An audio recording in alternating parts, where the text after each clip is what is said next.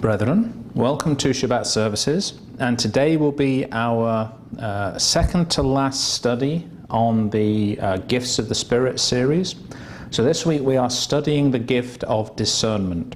So if I can ask you please to once again turn to the book of Corinthians, and we'll go to Corinthians chapter 12, and we'll start reading in verse 8. Corinthians 12, starting in verse 8. For to one is given the word of wisdom through the Spirit, to another the word of knowledge through the same Spirit, to another faith by the same Spirit, to another gifts of healing by the same Spirit, to another the working of miracles, to another prophecy, to another discerning of spirits, to another different kinds of tongues, to another the interpretation of tongues. So here we see in verse 10, it says, working of miracles, prophecy, and discerning of spirits are all gifts of the Spirit. So today we're going to study the concept of discernment and discerning of spirits. So let's first of all turn to the first epistle of John. So we'll go to 1 John chapter 4, and we'll start reading in verse 1. 1 John 4, starting in verse 1.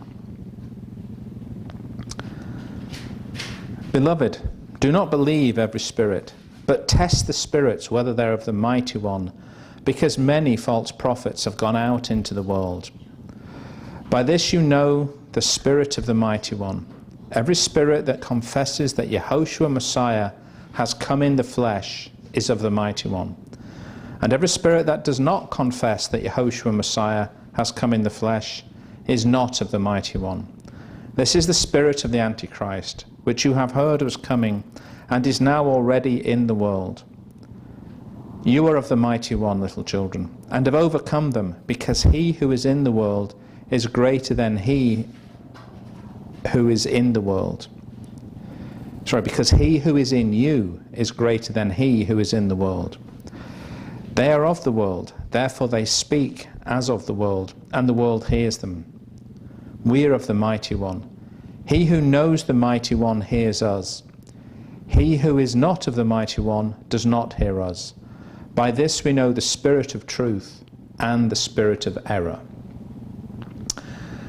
So here John, in this first epistle in verse 6, tells us, we are of the mighty one. He that knoweth the mighty one heareth us. He that is not of the mighty one heareth us not. Hereby know we the spirit of truth and the spirit of error. So John is telling us there is a spirit of truth and a spirit of error. If you remember last week, Yahweh sent a deceiving spirit onto the prophets to cause King Ahab to go to war, which ultimately resulted in his death. We know that the Antichrist, that Satan, is deceiving the whole world. This spirit of error is going against the whole world. And we know, we're told here, that the discernment, the difference between those who are for Messiah and those who are of the Antichrist, are those who declare that Yahushua, the only begotten Son of the Mighty One, came to earth in the flesh. So that means Islam, Buddhism, Hinduism, any of the atheistic philosophies are all spirit of the Antichrist. It means that many Christian denominations who deny the divinity and deny the fact that Yahushua emptied himself of his divine nature and came to earth in the flesh are also of the Antichrist. So we see that the spirit of error, the spirit of the Antichrist, is replete throughout the world. There are very, very few brethren who hold fast to the truth, who have not been deceived by the saint and the devil, and have taken on the spirit of Antichrist. So brethren, we need to have clear discernment. What is the spirit of truth and what is the spirit of error? And that's what we're going to study today. So how do we get discernment? Well, let's turn back to the book of Proverbs, and let us see what wisdom we are given from this book of wisdom from King Solomon. Proverbs chapter 2, and we'll start in verse 1. My son, if you receive my words and treasure my commands within you, so that you incline your ear to wisdom, and apply your heart to understanding. Yes, if you cry out for discernment, and lift up your voice for understanding. If you seek her as silver, and search for her as for hidden treasures, then you will understand the fear of Jehovah, and find the knowledge of the Mighty One. For Jehovah gives wisdom, from his mouth comes knowledge and understanding. He stores up sound wisdom for the upright. He is a shield to those who walk uprightly. He guards the paths of justice, and preserves the way of his saints. Then you will understand righteousness and justice, equity, and every good path. So verse 3, it says, Yea, if thou criest after knowledge, and lift up thy voice for understanding. And in the New King James it says, if you cry out for discernment. So here we see this discernment, the ability to understand the truth behind the spirit that comes into us. The spirit of error or the spirit of truth. This gift of discernment comes from Jehovah when we cry out for it, when we ask him to give us the wisdom and the ability to discern between true and lying spirits. That is a gift of Jehovah, but we must ask for that gift. We must ask him to give us the knowledge and the wisdom and the ability to use that correctly, so that we can not be deceived, that we cannot succumb to the spirit of the Antichrist, and that we can hold fast to the truth of Jehovah and the Torah and the words and the teachings of Yehoshua from his earthly ministry. So, brethren, we're clearly told we are supposed to be crying out to him in prayer, in supplication, to ask for discernment and understanding. Let's look more at what this discernment gives us. Let's turn back to 1 Kings. And let's go to 1 Kings chapter 3. And we'll start in verse 4. 1 Kings 3, starting in verse 4. Now the king went to Gibeon to sacrifice there, for that was the great high place. Solomon offered 1,000 burnt offerings on that altar. At Gibeon, Jehovah appeared to Solomon in a dream by night, and the Mighty One said, Ask, what shall I give you? And Solomon said, You have shown great mercy to your servant David, my father, because he walked before you in truth, in righteousness, and in uprightness of heart with you. You have continued this great kindness for him, and you have given him a son to sit on his throne, as it is this day. Now, O Jehovah, my Mighty One, you have made your servant king instead of my father David. But I am a little child. I do not know how to go out or come in. Your servant is in the midst of your people, whom you have chosen, a great people, too numerous to be numbered or counted. Therefore, give to your servant an understanding heart to judge your people, that I may discern between good and evil. For who is able to judge this great people of yours? The speech pleased Jehovah, that Solomon had asked for this thing. Then the Mighty One said to him, Because you have asked this thing, you have not asked for long life for yourself, nor have you asked for riches for yourself, nor have you asked the life of your enemies, but have asked for yourself understanding to discern justice. Behold, I have done according to your words. See, I have given you a wise and understanding heart, so that there has not been anyone like before you, nor shall anyone like you arise after you. And I have also given you what you have not asked, both riches and honour, so that there shall not be anyone like among the kings all your days.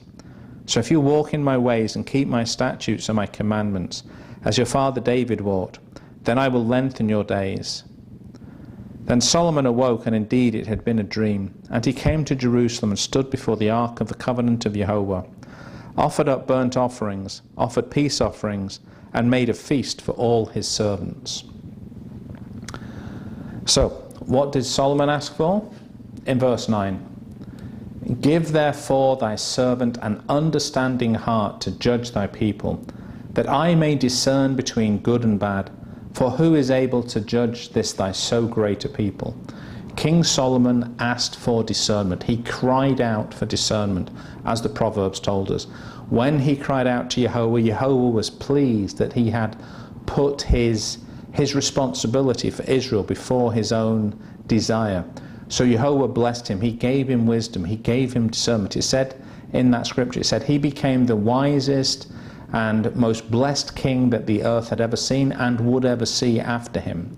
So Jehovah blessed him with what he asked for, which was discernment and wisdom. And in addition to that, because he saw that Solomon's heart was right, he gave him wealth and riches and power and authority. He gave him all those things because he saw that his heart was right. So when we have the opportunity, when we are in our prayer space, we need to go before Jehovah and ask him for discernment. Ask him for wisdom, that we can make righteous judgments, and that we can choose to do the right thing, those things which are pleasing to Jehovah. So let's look at how this discernment is manifest. Let's turn forward a few pages to the book of Proverbs, and let us see what King Solomon himself tells us about this discernment. So Proverbs 28, and we'll start in verse 1. The wicked flee when no one pursues, but the righteous are bold as a lion. Because of the transgression of a land, many are its princes, but by a man of understanding and knowledge, right will be prolonged. A poor man who oppresses the poor, it is like a driving rain which leaves no food. Those who forsake the law praise the wicked, but such as keep the law contend with them. Evil men do not understand justice, but those who seek Jehovah understand all. Better is the poor who walks in his integrity than one perverse in his ways, though he be rich. Whoever keeps the law is a discerning son, but a companion of gluttons shames his father. So here we see in this wisdom of Solomon, these Proverbs of Solomon, in verse 7 he said, whoever keeps the law is a discerning son, but a companion of gluttons shames his father. So here we see two aspects. Again, remember the Proverbs are typically written as doublets. There are two parts to each verse. So the first part, whoever keeps the law is a discerning son. So our discernment is to keep the law. What is the law? It is Torah. It is the commandments. It is the instructions we are given through the scripture. That is what we are supposed to keep, and that demonstrates that we have the gift of discernment. We can choose to do the right thing. We can choose to obey Torah. We can choose to do the will of Jehovah. And then the second part of this is, but a companion of gluttons shames his father. So you think about this as being a doublet. The opposite to a discerning son is a glutton. So that would imply that a discerning son has some discretion. They are able to make right choices. They are able to act with discretion. They are able to restrain themselves. They're able to act with moderation. So all of these things come from discernment. So discernment encapsulates all these things, making right choices. Whereas a glutton, a companion of gluttons, shames his father. So we are, through this gift of discernment, we are to make discreet choices. We are to make choices of moderation. We are to live our lives quietly and obediently, not be riotous and not be outrageous. So that is what discernment brings us, the ability to make right choices and to live a life which is pleasing and acceptable before Jehovah. So, having understood what discernment is, let's understand more about how it applies to us. So let's turn into the New Testament now, and please go to the book of Hebrews, and we'll go to Hebrews chapter 5, and we will start in verse 12. For though by this time you ought to be teachers, you need someone to teach you again the first principles of the oracles of the Mighty One. And you have come to need milk and not solid food. For everyone who partakes only of milk is unskilled in the word of righteousness, for he is a babe. But solid food belongs to those who are of full age, that is, those who by reason of use have their senses exercised to discern both good and evil. So in verse 14 it says, But strong meat belongeth to them that are of full age, even those who by reason of use have their senses exercised to discern both good and evil. And here, brethren, is a very, very important point. If we have the spirit of discernment, we are expected to use it. It says, who by reason of use have their senses exercised. Now we see people who are fanatic about exercising their body. They're in the gym all the time, they're running, they're pumping weights, they're doing all these things.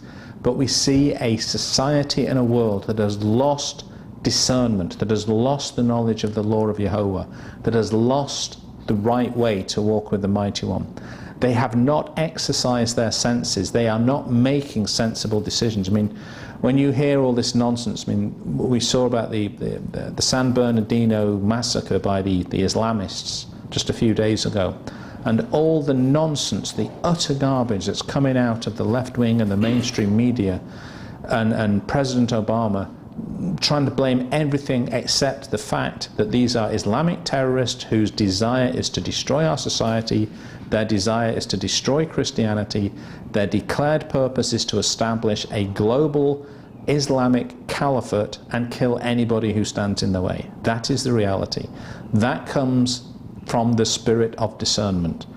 Anything else is nonsense. It is a spirit of error, it is a spirit of deceit, it is from the Antichrist, and it's this inability to face the tough facts which is going to be the death and destruction of the American people. So we are to not only have discernment, but we are to exercise our senses. We are to use discernment, and we practice discernment by making correct decisions, and that is what discernment is all about. Let's turn back a few pages to 1 Corinthians. I'm going to go to 1 Corinthians chapter 2, and we will start in verse 10. 1 Corinthians 2, starting in verse 10. But the Mighty One has revealed them to us through his Spirit. For the Spirit searches all the things, yes, the deep things of the Mighty One. For what man knows the things of a man except the spirit of the man which is in him? Even so, no one knows the things of the Mighty One except the Spirit of the Mighty One. Now we have received not the spirit of the world, but the Spirit from who is from the Mighty One, that we may know the things that have been freely given to us by the Mighty One. These things we also speak, not in words which man's wisdom teaches, but which the set-apart Spirit teaches, comparing spiritual things with spiritual. But the natural man does not receive the things of the Spirit of the Mighty One, for they are foolishness to him, nor can he know them, because they are spiritually discerned. But he who is spiritual judges all things, yet he himself is rightly judged by no one. For who has known the mind of Jehovah, that he may instruct him? But we have the mind of Messiah.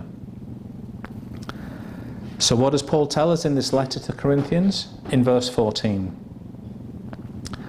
But the natural man receiveth not the things of the Spirit of the Mighty One, for they are foolishness unto him. Neither can he know them, because they are spiritually discerned. So here, brethren, this concept of discernment, if we are going to know the Mighty One, we need this spirit of discernment. We need to choose his ways. We need to know his will. We need to be able to differentiate between the way of the world. I mean, it says there is a way that seems right to man, but it is the path of destruction. Many of the things the people in this world are struggling to resolve,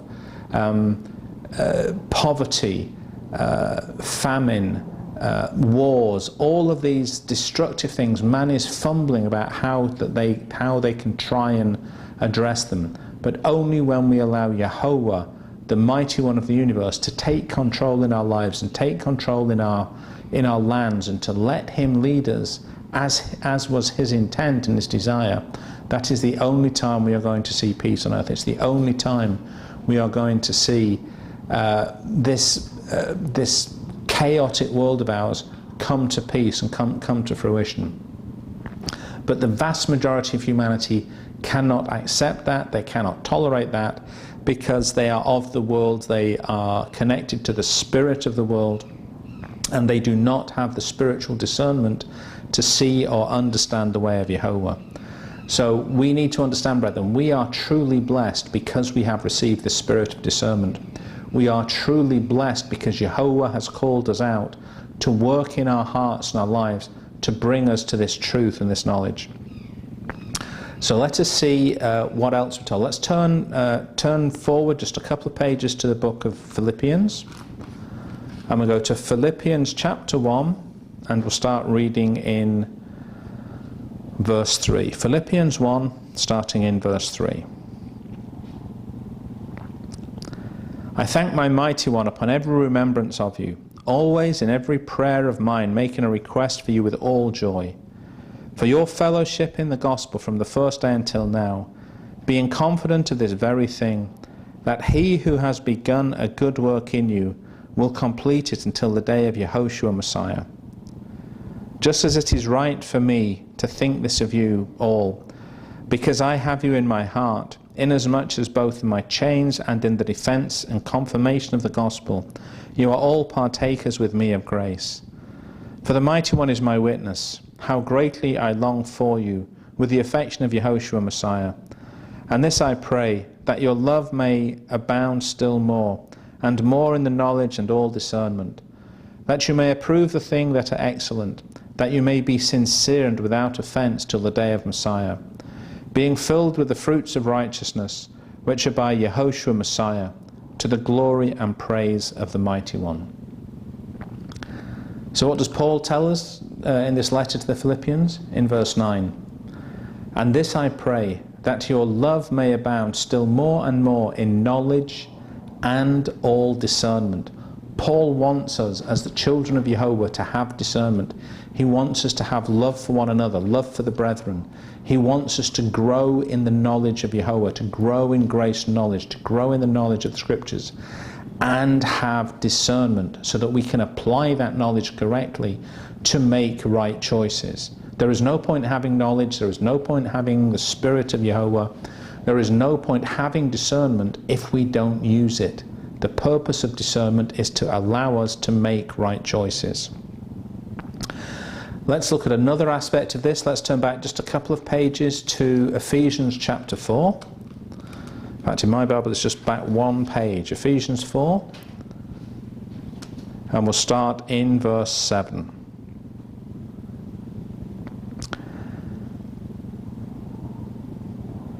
But to each one of us grace was given according to the measure of Messiah's gift.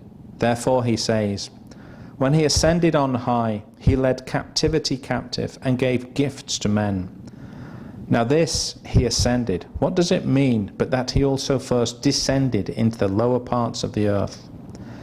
He who descended is also the one who ascended far above the heavens, that he might fill all things. And he himself gave some to be apostles, some prophets, some preachers, and some pastors and teachers, for the perfecting of the saints, for the work of ministry, for the edifying of the body of Messiah, till we all come to the unity of the faith and the knowledge of the Son of the Mighty One, to a perfect man, to the measure of the stature of the fullness of Messiah, that we should no longer be children, tossed to and fro, and carried about with every wind of doctrine, by the trickery of men, in the cunning craftiness of deceitful plotting. But speaking the truth in love, may grow up in all things into him who is the head, Messiah, and from whom the whole body joined and knit together by what every joint supplies, according to the effective working by which every part does its share, causes growth of the body for the edifying of itself in love. So what are we told in Ephesians 4? In verse 14 it says this, that we henceforth be no more children, tossed to and fro, and carried about with every wind of doctrine, by the sleight of men and cunning craftiness, whereby they lie in wait to deceive. So, brethren, we are not to be like children. We are not to allow ourselves to be tossed around with false doctrines, tossed to and fro. We are required to study. We're required to prove all things. We're required to bring this knowledge of Yahweh, bring our doctrinal understanding into our heart, is to become a very central part of our being. And we are not to allow ourselves to be deceived by man. We are to use this spirit of discernment so we can identify who are those speaking the truth of Yahweh and who are those who are speaking their own ministry. They're speaking their own words. They're preaching smooth things to establish a following for themselves and not necessarily doing what is right for Yahweh. So we need to have that discernment, brethren, so that we can see true doctrine, we can understand true doctrine, and we can discern when there is a doctrine which is in error. Let's turn this time to the book of Thessalonians and see what we're told about this discernment. Let's go to 1 Thessalonians chapter 5, and we'll start in verse 12. And we urge you, brethren, to recognize those who labour among you, and are over you in the Master, and admonish you, and to esteem them very highly in love for their work's sake. Be at peace among yourselves. Now we exhort you, brethren, warn those who are unruly, comfort the faint-hearted, uphold the weak, be patient with all. See that no one renders evil for evil to anyone, but always pursue what is good, both for yourselves and for all. Rejoice always, pray without ceasing. In everything give thanks, for this is the will of the Mighty One in Messiah Yahushua for you. Do not quench the Spirit, do not despise prophecy. Test all things, hold fast what is good, abstain from every form of evil. So what are we told here? In verse 21, prove all things, hold fast that which is good. So part of discernment, brethren, is proving. If somebody tells you, well, it's okay to do this, what does the Scripture say? Have you validated that against Scripture?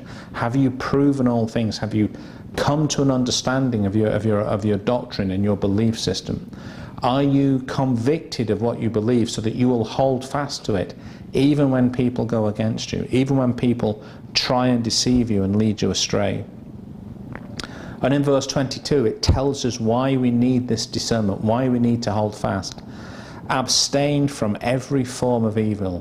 Brethren, it is very easy to allow ourselves to be taken down the road of man, to allow ourselves to go the way of the world. We all fall, we all stumble, we all fall short of the mark. But brethren, we need to pick ourselves up. We need to come back before Yahweh. We need to ask for His forgiveness. And we need to get back on the straight and narrow path and do that which is righteous in His sight. And that is the physical manifestation of discernment.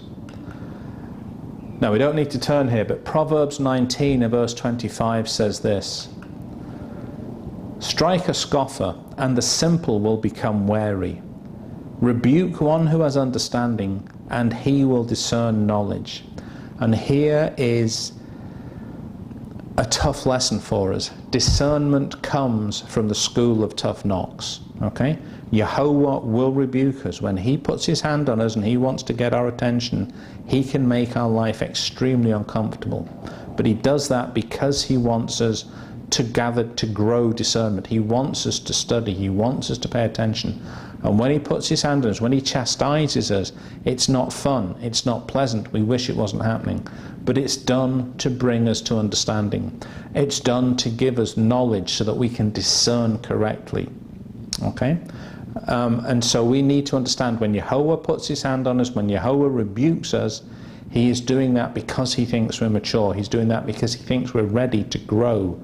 And by rebuking us and revealing the sin that's still in our lives, revealing the weaknesses that we're holding on to, then He will help us to come to the knowledge of the truth and help us to come to the state that He wants us to be. And let's look at this. Let's take comfort from this verse in the book of Revelation. Let's go to Revelation chapter 3. And we'll start in verse 14. Revelation 3, starting in verse 14. And to the angel of the church of the Laodiceans write, these things says the Amen, the faithful and true witness, the beginning of the creation of the Mighty One. I know your works, that you are neither cold nor hot. I could wish you were cold or hot. So then, Because you are lukewarm and neither cold nor hot, I will vomit you out of my mouth. Because you say, I am rich and have become wealthy, and have need of nothing, and do not know that you are wretched, miserable, poor, blind, and naked. I counsel you to buy from me gold refined in the fire, that you may be rich, and white garments, that you may be clothed, that the shame of your nakedness may not be revealed, and anoint your eyes with eye salve, that you may see. As many as I love, I rebuke and chasten. Therefore be zealous and repent. Behold, I stand at the door and knock. If anyone hears my voice and opens the door, I will come into him, and dine with him and he with me. To him who overcomes I will grant to sit with me on my throne, as I also overcame and sat down with my Father on his throne. He who has an ear, let him hear what the Spirit says to the churches. So this is obviously the church at Laodicea, the lukewarm church. To some people, this is the state of the church in the time of the end, the state that we're seeing now. But let's take hope from this verse 19. As many as I love, I rebuke and chasten. Be zealous, therefore, and repent. If you're going through tough times, if you are having difficulties, if Jehovah is laying his hand of correction on you, and you are finding it uncomfortable, understand that he's doing this because he loves you. He cares for you, and he wants you to come to the knowledge of the truth. He's chastening you and rebuking you to reveal to you the sins that you're holding on in your life. So it says, as many as I love, I rebuke and chasten. Be zealous, therefore, and repent. The purpose of the rebuke, the purpose of the chastening, is to reveal the darkness that we're still carrying inside us. And when that is revealed to us, when we understand our carnal nature, then we repent of that, and with zeal and a desire for the will of Jehovah, we come to him asking for forgiveness and asking for his blessing, so that we may grow and we may do the will that he called us to do. So we understand discernment, we understand how we get discernment, we understand that discernment leads us into a better relationship with Jehovah. We make better choices, we live a better life. So how do we apply this in the time of the end? Well, let's just look at a couple more scriptures. Please turn back to the Gospel of Matthew. And let's go to Matthew chapter 16, and we will start in verse 1. Matthew 16, starting in verse 1. Then the Pharisees and Sadducees came, and testing him, asked that he would show them a sign from heaven. He answered and said to them, When it is evening, you say, It will be fair weather, for the sky is red. And in the morning, it will be foul weather today, for the sky is red and threatening. Hypocrites! You know how to discern the face of the sky, but you cannot discern the signs of the times. A wicked and adulterous generation seeks after a sign, and no sign shall be given to it, except the sign of the prophet Jonah. And he left them and departed. So here we see this statement from Yehoshua about the religious elite of his day in verse 3. In the morning it will be foul weather today, for the sky is red and lowering. O ye hypocrites! Ye can discern the face of the sky, but can ye not discern the signs of the times? They knew, brethren, in Israel at the time of Yehoshua, there were prophecies that were being fulfilled. They were seeing them, but they were holding on to their carnal position. They were holding on to their power. They were denying the authority of Yehoshua. And they were doing that because they wanted to protect their religious position. And as a result of that, he was ultimately killed for their political gain and for their desire to hold on to political power. So we see that this discernment is something that we must have, and there are many people who will present themselves as religious leaders, as men of the mighty one, of people who are called, and they will deceive many. And in fact, in verse 4 it gives us a classic statement of how the world has been deceived. Let's just look at what verse 4 says. A wicked and adulterous generation seeks after a sign, and no sign shall be given to it, except the sign of the prophet Jonah. What was the sign of the prophet Jonah? It was the fact that he was in the belly of the whale 3 days and 3 nights. Yehoshua said that would be the only sign that he would give that he was the Messiah. What did he mean by that? He would be in the grave 3 days and 3 nights. Now, in mainstream Christianity, we're taught that he died on a Friday afternoon and he was resurrected on a Sunday, and that's why we worship him on a Sunday. That is mainstream doctrine. So let's just test that and let's have discernment. Friday afternoon, 3 o'clock. So 3 days and 3 nights. Friday night to Saturday morning is the first night. Saturday day is the first day. Saturday night to Sunday morning is the second night. Sunday day is the second day. Sunday night to Monday morning is the third night. Monday day is the third day. So if Yehoshua fulfilled the sign that he gave us of the prophet Jonah, he should have been resurrected on Monday afternoon. If that is truly the case, why does the vast majority of mainstream Christianity worship on a Sunday?